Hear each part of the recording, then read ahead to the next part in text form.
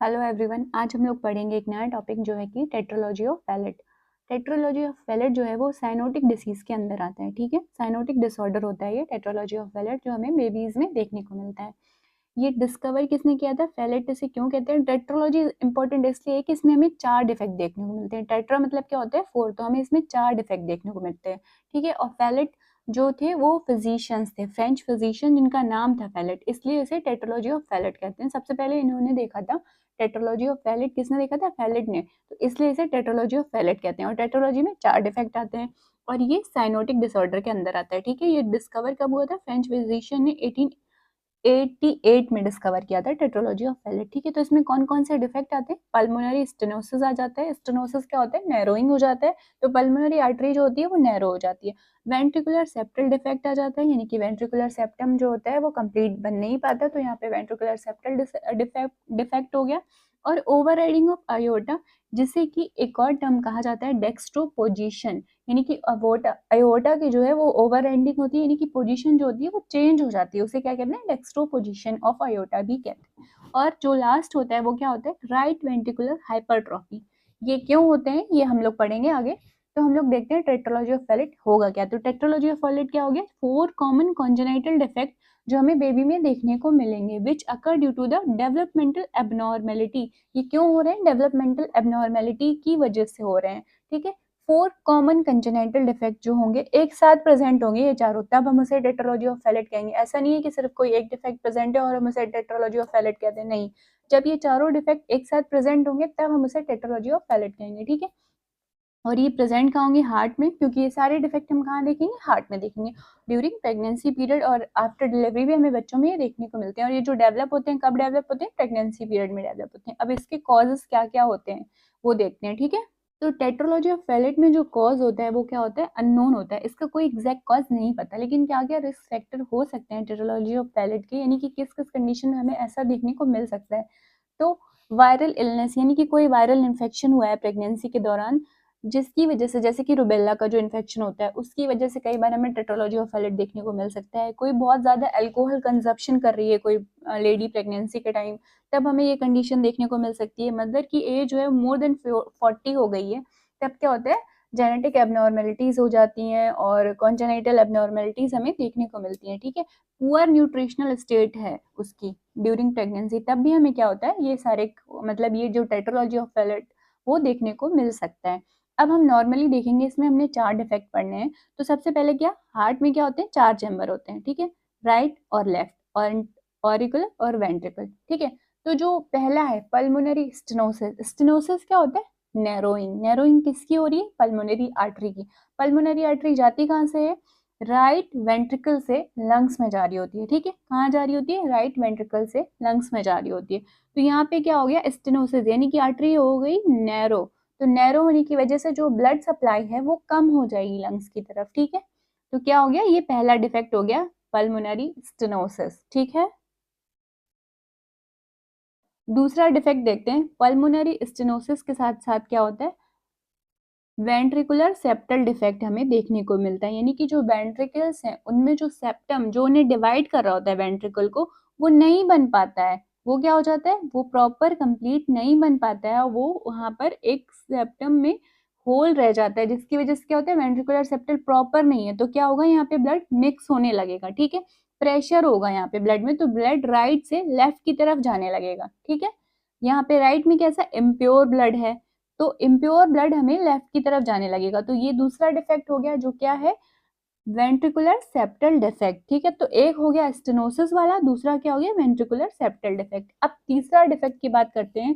तो overriding of aorta. Aorta generally यहाँ से पास हो रही है, लेकिन इसमें क्या हो गया? डेक्स्ट्रो पोजिशन, इसने अपनी पोजिशन चेंज की। यहाँ पे वेंट्रिकुलर सेप्टल डिफेक्ट है और ये जस्ट इसके पास आ गई है अयोटा। तो यहाँ पे क्या होगा? यहाँ से इम्प्योर ब्लड आ रहा है और साथ ही साथ ये अयोटा की पोजीशन चेंज होने की वजह से इम्प्योर ब्लड इसमें जाने लगेगा ड्यू टू प्रेशर। तो ये जो ब्लड इम्प्योर आ रहा है प्रेशर की वजह से, वो इम्प्योर ब्लड अयोटा में भी जाने लगेगा, क्योंकि अयोटा की ओवर राइडिंग हो गई है। तो ये हमें 3 डिफेक्ट देखने को मिल गया। स्टोनोसिस हो गई साथ ही साथ, फिर यहाँ पे वेंट्रिकुलर सेप्टल डिफेक्ट देखने को मिल गया, फिर यहाँ पे हमें क्या देखने को मिल गया? Overriding of aorta. तो स्टेनोसिस एक हो गई, एक हो गया ये वेंट्रिकुलर सेप्टल डिफेक्ट, और ये एक हो गया ओवरराइडिंग ऑफ आयोटा। ठीक है, तो ये 3 डिफेक्ट हो गया। और चौथा क्या हो रहा है, यहाँ पर हाइपरट्रॉफी हो रही है वेंट्रिकल की। राइट वेंट्रिकल की क्या हो रही है, हाइपरट्रॉफी, क्योंकि यहाँ पे जिस प्रेशर से ब्लड जाना चाहिए वो जा नहीं पा रहा है। जो ब्लड का प्रेशर है और कंसंट्रेशन है वो बढ़ रहा है, जिसकी वजह से क्या हो रहा है, ब्लड का वॉल्यूम बढ़ रहा है यहाँ पे, और ये प्रेशर बढ़ रहा है। प्रेशर की वजह से वेंट्रिकल पे काम ज्यादा आ रहा है, तो वेंट्रिकल में क्या होगा, हाइपरट्रॉफी। तो यहाँ पे हाइपरट्रॉफी भी हमें देखने को मिलेगी। तो हमें 4 डिफेक्ट देखने को मिल गए। ठीक है, 4 डिफेक्ट हमें यहाँ पे देखने को मिल गया। एक हो गया स्टेनोसिस, दूसरा हो गया वेंट्रिकुलर सेप्टल डिफेक्ट, तीसरा हो गया ओवरराइडिंग ऑफ आयोटा, और चौथा क्या हो गया, वेंट्रिकुलर हाइपरट्रॉफी। ये सारे जब एक साथ प्रेजेंट होते हैं तब हम क्या कहते हैं, उस कंडीशन को टेट्रोलॉजी ऑफ फैलेट कहते हैं। ठीक है, अब हम देखते हैं क्लिनिकल मैनिफेस्टेशन, जिसे हम साइन सिम्टम कहते हैं। तो ये क्लिनिकल मैनिफेस्टेशन में हमें क्या क्या देखने को मिलेगा, क्लिनिकल मैनिफेस्टेशन में हमें देखने को मिलेगा जो भी कंडीशंस आ रही हैं, जैसे कि डिज्निया होगा एक्सर्शन के साथ। अब एक्सर्शन कब होगा बेबी को, जब वो रोएगा, जब वो फीड करेगा, तब क्या होगा, एक्सर्शन होगा, तो क्या होगा, उसे डिज्निया यानी कि सांस लेने में दिक्कत होने लगेगी। एक्यूट एपिसोड्स देखने को मिलेंगे साइनोसिस के, जिससे एंड हाइपोक्सिया के, जिसे क्या कहेंगे हम लोग, ब्लू स्पेल कहेंगे, हाइपोक्सिक स्पेल कहेंगे, या टेट स्पेल कहेंगे। क्यों कह रहे हैं ब्लू स्पेल, क्योंकि वो साइनोसिस हमें देखने को मिलेगी उसकी बॉडी में। ठीक है, उसकी जो स्किन है वो ब्लूइश दिखने लगेगी, तो हम उसे क्या कहेंगे, एक्यूट एपिसोड्स, यानी कि बार बार हमें ये कंडीशंस देखने को मिलती हैं।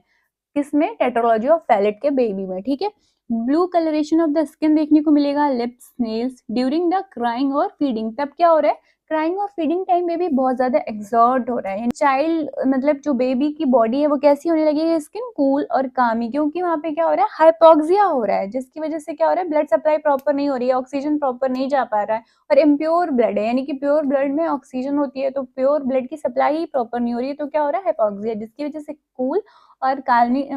कूल और कामी स्किन हमें देखने को मिलेगी। ठीक है,